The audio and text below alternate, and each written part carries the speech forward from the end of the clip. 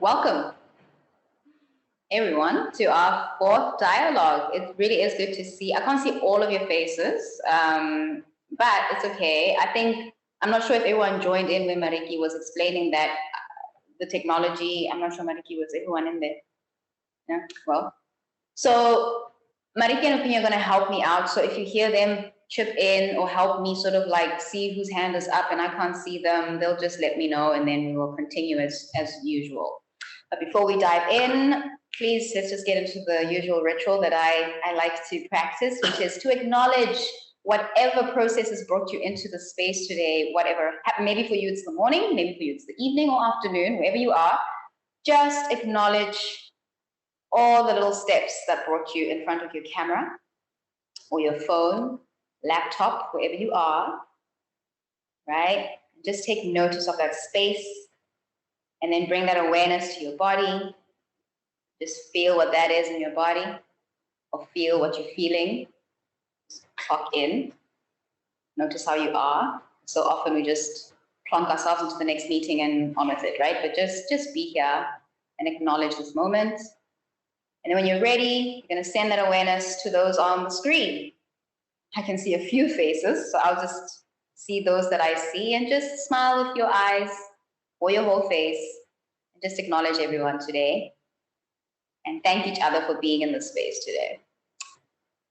Okay, coolio. Right, so last week you had a little task, a little assignment, and it was around the question of what you learned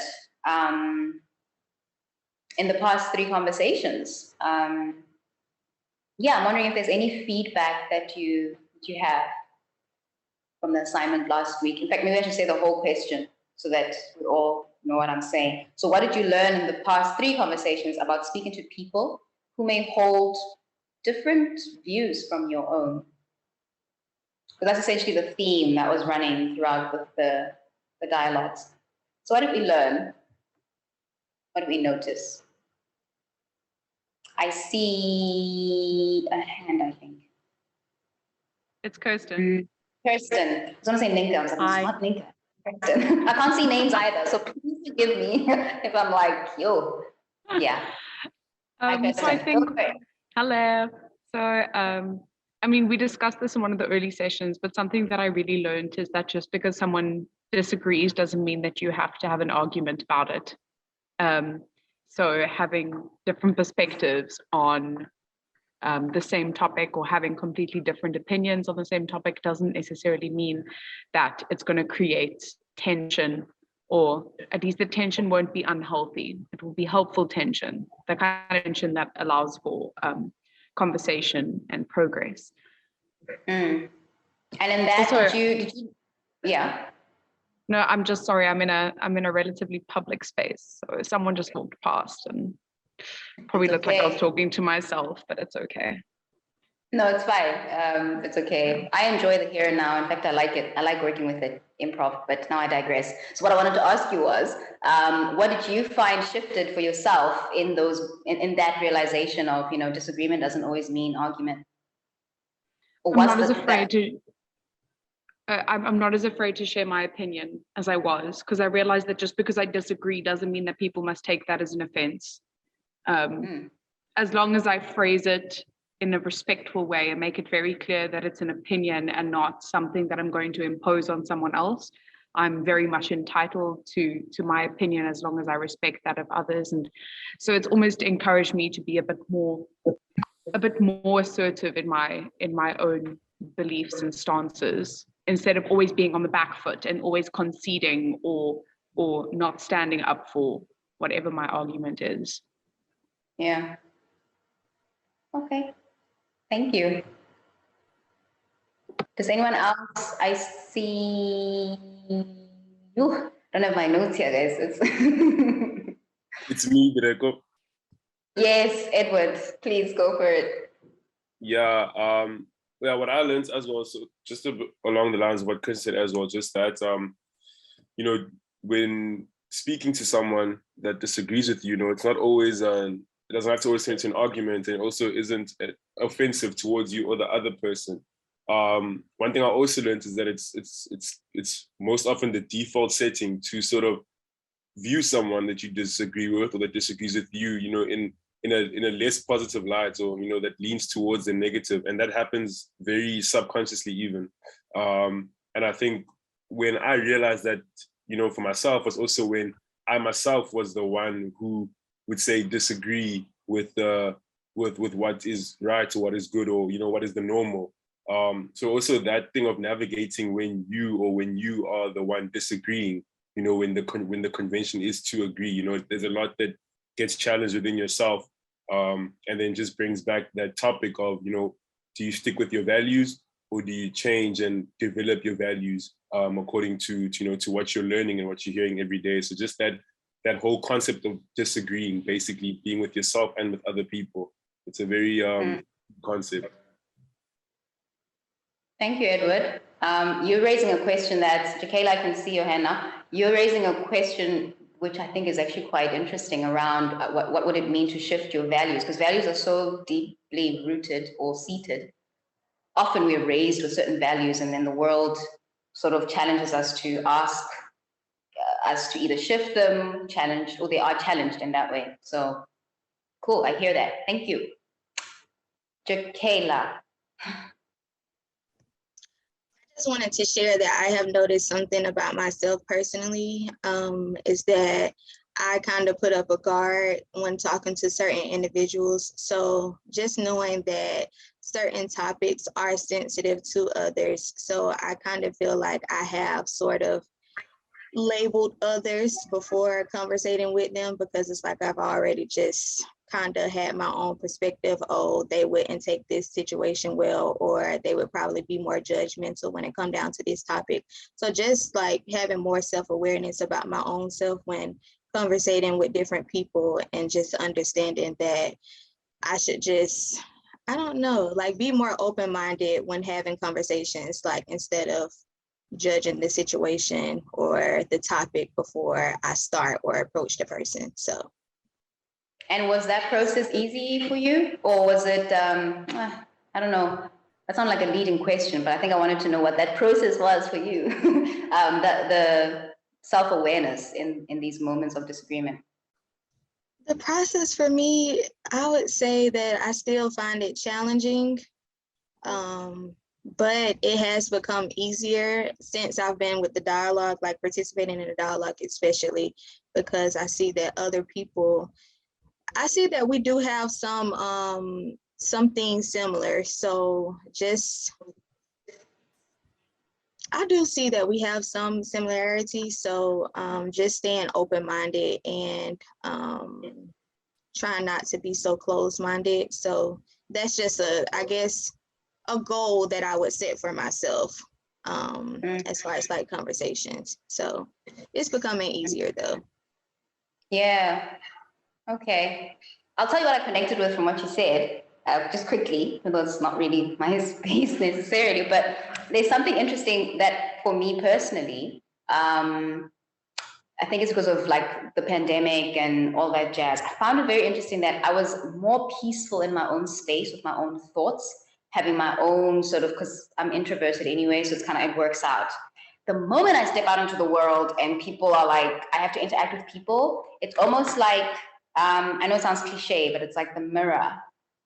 People mirror back to me the kind of work that I still need to do on myself.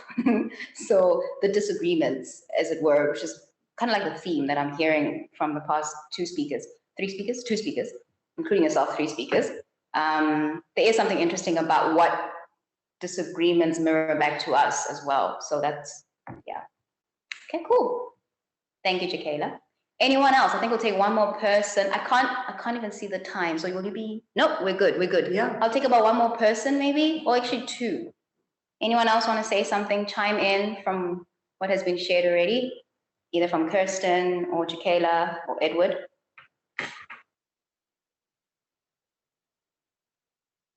So what have we been reflecting on, or what have we learned in the past three dialogue sessions? In fact, even the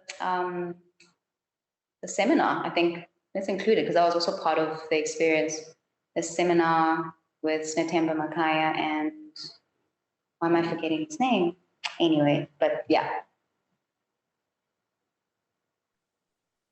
I'll go. Yeah. Hi, Caesar. Hello.